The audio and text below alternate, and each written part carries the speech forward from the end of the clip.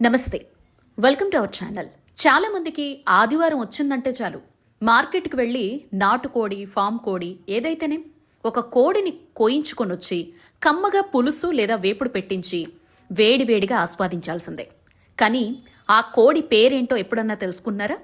కోడికి పేరేంటి? నాటుకోడి, ఫామ్ కోడి, నల్ల కోడి ఇవే కదా అంటారా? అయితే ఈ కథనం మీకోసమే. ఎక్కడ స్కిప్ చేయకుండా లాస్ట్ వరకు చూడండి. ఒక ట్విస్ట్ అయితే మీకోసం ఉంది. కోడి నగరాల్లో అయితే కుదరదు, కానీ చాలా చిన్న చిన్న పట్టణాలు, పల్లెల్లో అయితే ఇక చెప్పే అవసరమే లేదనుకోండి. కోళ్లు పెంచుకోవడం అక్కడ చాలా సహజం.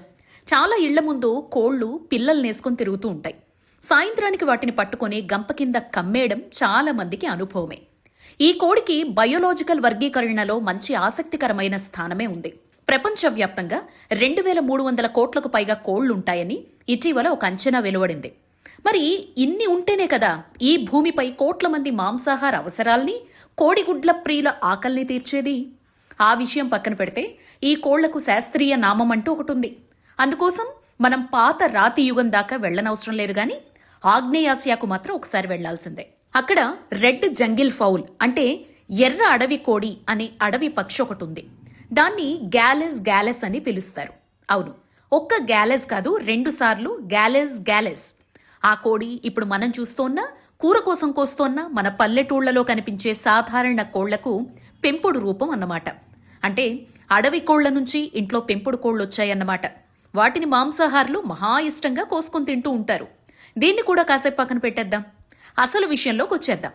ఈ వర్గీకరణ అనేది ఇప్పటి పెంపుడు కోళ్లు పరిణామ క్రమంలో అడవి కోళ్లకు ఎలా వారసులయ్యాయన్నది తేల్చేందుకు ఉపయోగపడుతుంది. అసలు కోడి శాస్త్రీయ నామమేంటి చూద్దామా? మనం తినే సాధారణ కోడి శాస్త్రీయ నామం గ్యాలెస్ గ్యాలెస్ డొమెస్టికస్. ట్రినోమికల్ నేమ్ ఏంటంటే 3 పేర్ల సమూహం. దీని వెనుక శాస్త్రీయ కోణం ఉంది.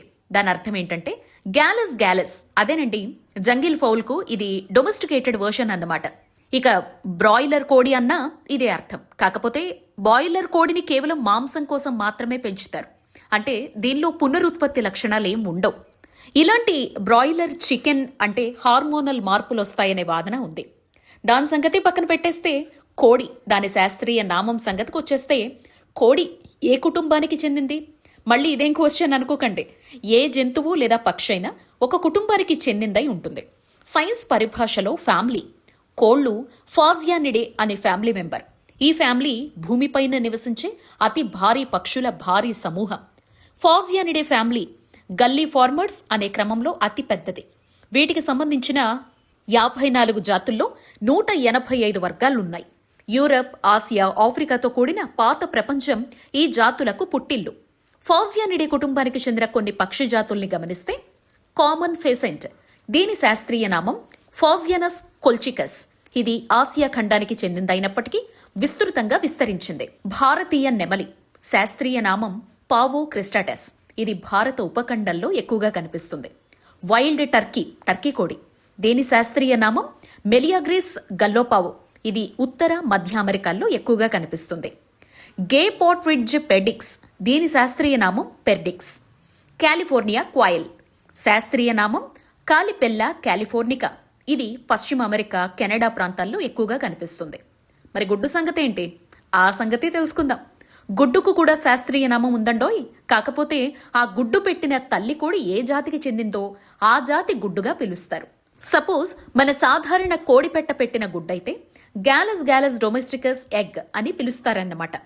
సాధారణ కోళ్లకు సపరేట్ పేర్లున్నాయి. మరి పెంపుడు కోళ్లకు ఉమ్మడిగా గ్యాలెస్ గ్యాలెస్ డొమెస్టికస్ అని పేరు ఉన్నప్పటికీ వాటిని కూడా వేర్వేరు గ్రూపులుగా విభజించారు. అంటే వాటి వాడకాన్ని బట్టి, అవి కనిపించే తీరును బట్టి, అవి వచ్చిన ప్రాంతాన్ని బట్టి వాటికి వేర్వేరు పేర్లు పెట్టారన్నమాట. కన్ఫ్యూజ్ కాకుండా వీటిలో పుంజైనా పెట్టైనా ఒకే పేరు. వాటిని చూసేద్దామా మరి? Layer breeds. వీటిని ప్రధానంగా కోడిగుడ్ల ఉత్పత్తి కోసం పెంచుతారు. తెల్లగా ఎర్రని టోపీతో ఉంటాయి. కానీ వాటి శాస్త్రీయ నామం మాత్రం గ్యాలెస్ గ్యాలెస్ డొమెస్టికస్. బ్రాయిలర్ బ్రీడ్స్, ఇవి ప్రధానంగా మాంసం ఉత్పత్తి కోసం పెంచుతారు. కోర్నిష్ క్రాస్ అనేది వీటిలో ఒక రకం. మనలో చాలా మంది చికెన్ షాప్కు వెళ్లి తెచ్చుకునేది ఇదే. ఆర్నమెంటల్ బ్రీడ్స్, వీటికి అందమైన రూపం కారణంగా చాలా మంది వీటిని తమ స్టేటస్ కోసం పెంచుకుంటూ ఉంటారు. బొచ్చుకోడి అనుకోవచ్చు. మరిక మరిక ఈ సండే చికెన్ కొనేందుకు వెళ్ళి ఏం కావాలని అడుగుతారు? అక్కడ గ్యాలెస్ డొమెస్టికస్ ఓ కిలో ఇవ్వునైనా అని అడిగారనుకోండి, గుర్తుపెట్టుకోండి అలా కుదరదు అన్న విషయాన్ని. మరొక వీడియోతో మళ్ళీ కలుద్దాం. నమస్తే.